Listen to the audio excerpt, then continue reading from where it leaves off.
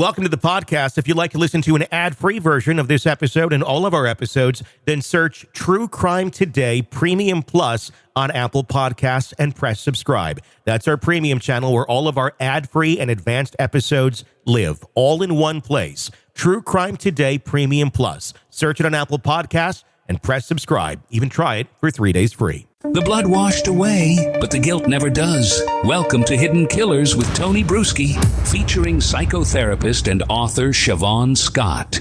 I'm Tony Bruschi, and as we continue to unravel the growing list of allegations against Sean Diddy Combs, the gravity of the situation only deepens. What began as a handful of lawsuits has now swelled into a tidal wave of accusations, many of which involved acts that go far beyond the bounds of anything imaginable. Some of these claims strike at the very core of familial ties and the complex psychology of denial, particularly when it comes to those closest to Diddy, his own children. Imagine being a child or even an adult forced to reconcile the image of a loving, protective parent with a growing mountain of evidence pointing towards that same parent's alleged crimes. For years, they've lived in a world where Diddy was the constant, a larger-than-life figure who, despite the ups and downs, was always there.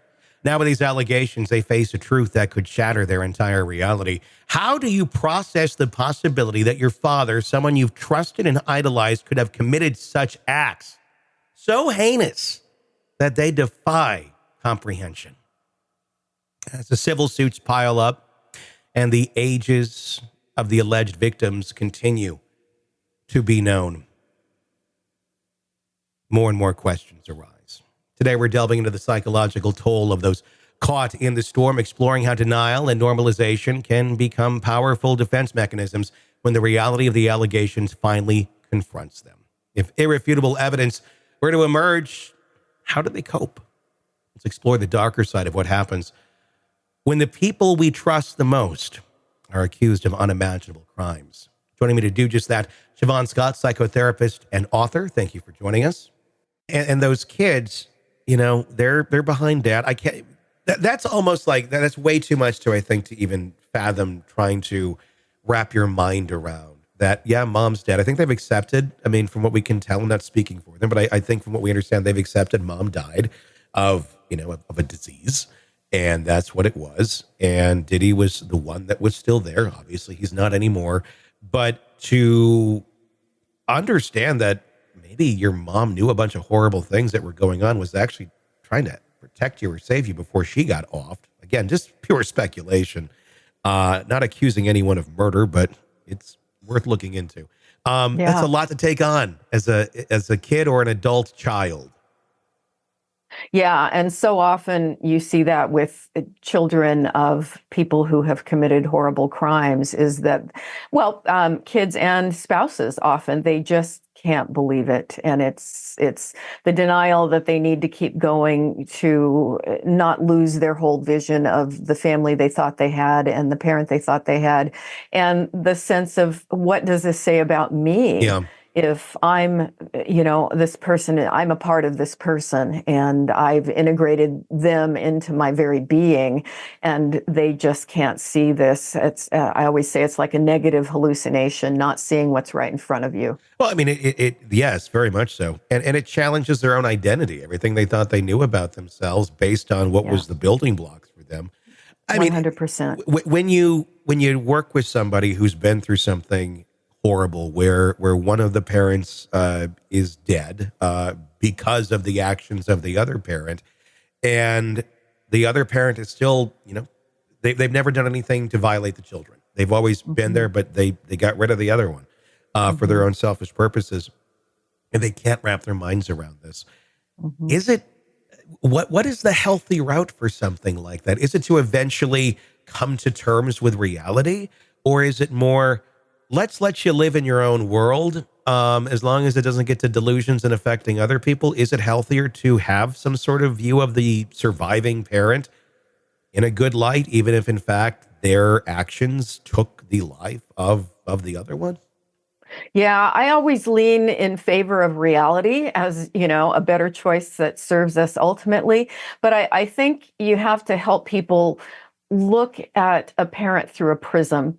And it's almost like, you can hold two realities at the same time. It's difficult, but I think that's probably the healthier choice, is that yes, this parent was good to you, and so you can hold on to that and keep those good memories, but at the same time realize that this person could have been an absolute villain to other people. And how do you hold both those things? Yeah. It takes a lot of time and a lot of support, but yeah, I lean toward reality is better than denial. And a lot of mental gymnastics if you're going to go down the road. I mean, either way is a lot of mental gymnastics, but if you're going to continue to hold one of them in higher regard, even though they shouldn't be, that's a lot to take on. I mean, whether it's this situation or any, I mean, let's just, for example, say one of these videos does come out, and it's irrefutable. It's Diddy. It's dad to some people. And again, all conjecture, all just hypothetical. Let's say there's a video that does come out, if it exists, and it shows him doing horrible things with people. I'm not going to say kids, whatever, horrible things, illegal, horrible things. And it's there. Is that enough to make the kids go, okay, this is enough. We saw it now. And because I know in some cases it's not. And then you just like, how are you still going? Tell me about that. The denial of reality that's right in front of you. How does a mind go through those gymnastics to discredit just pure fact that's not even like questionable? It's pure, it's right there. How does someone walk around that and go, nah, I'm not going to take that one in? Yeah, we see it a lot, and it's one of those things. I go back to, these defense mechanisms are just intransigent. They work well for people in the sense of, I can go on and feel good about my life because all this other stuff isn't true. And we see it over and over and over again. We see it in politics. You see it with celebrities. You see it in dysfunctional families where people just hold on to that denial. And, ultimately, do they get through life feeling better? Maybe in some ways, but I sure don't think it's a healthy way to live. Do people who've been through more trauma have an easier task at doing that, of being able to kind of block some things away and say, I'm not going to take this as reality, versus people who've led a less traumatic life and have had less things happen to them that were less to the extremes? I'm not saying the kids of Diddy had a lot of trauma, but they've had a lot of huge ups and a lot of huge downs, very high, very lows. Which in itself could be traumatic, not necessarily abuse from dad or something, but up and down. Those larger extreme shifts, does that make it easier to accept something like that than it would otherwise? Yeah, I think that's a great question, a really good point. We do know that some people respond to, and as you say, extreme shifts. We can look at that as a form of trauma. It's very unsettling. Yeah. And some people do develop those defense mechanisms where it's like, I just don't see it. I just don't experience it. It's almost like a form of dissociation where they disconnect from unpleasant realities.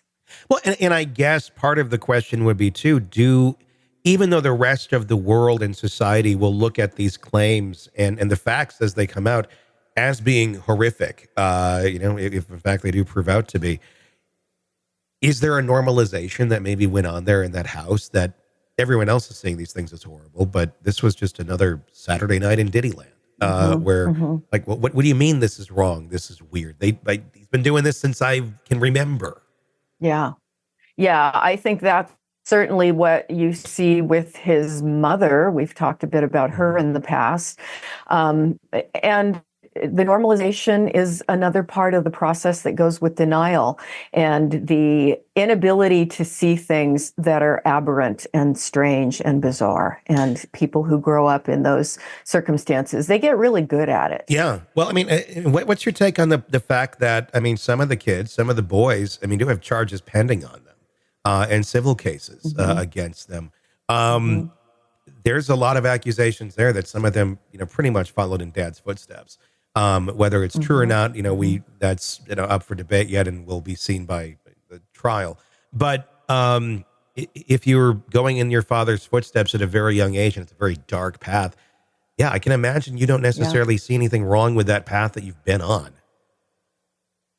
Yeah, it's like a culture, that just occurred to me. When you live in a culture where certain things are just the way it's always done, kids grow up incorporating it, and families have cultures too. Yeah. And that's set by the parents. The parents determine the family culture.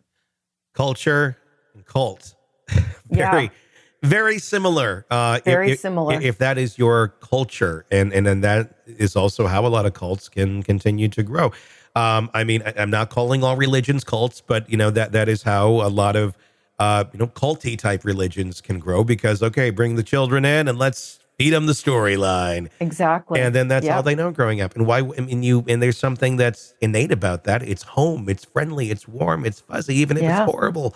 And that's a hard one to break away from. Yeah, 100%. It just becomes the way our brains are wired, and we don't ever question. And that's the insidious thing about the cult mentality. Yeah, it's going to be continue to be fascinating, as of course more allegations will likely be coming down. But there we go. That's the latest on Diddy for the week. Mm-hmm. Welcome to the podcast. If you'd like to listen to an ad-free version of this episode and all of our episodes, then search True Crime Today Premium Plus on Apple Podcasts and press subscribe. That's our premium channel where all of our ad-free and advanced episodes live, all in one place. True Crime Today Premium Plus. Search it on Apple Podcasts and press subscribe. Even try it for 3 days free. You're neck deep in a dark, twisted tale, and just as the tension peaks, bam, a commercial about some miracle diet pill breaks the spell. It's like finding a fly in your soup after the first bite. But here's the fix. True Crime Today Premium Plus on Apple Podcasts. You get to enjoy your crime stories without the junk. Ad-free episodes, extended interviews that go beyond the surface, and early access to all the gruesome details. It's like swapping out a can of cheap beer for a glass of fine whiskey. So search for True Crime Today Premium Plus on Apple Podcasts. Subscribe and keep the darkness flowing uninterrupted.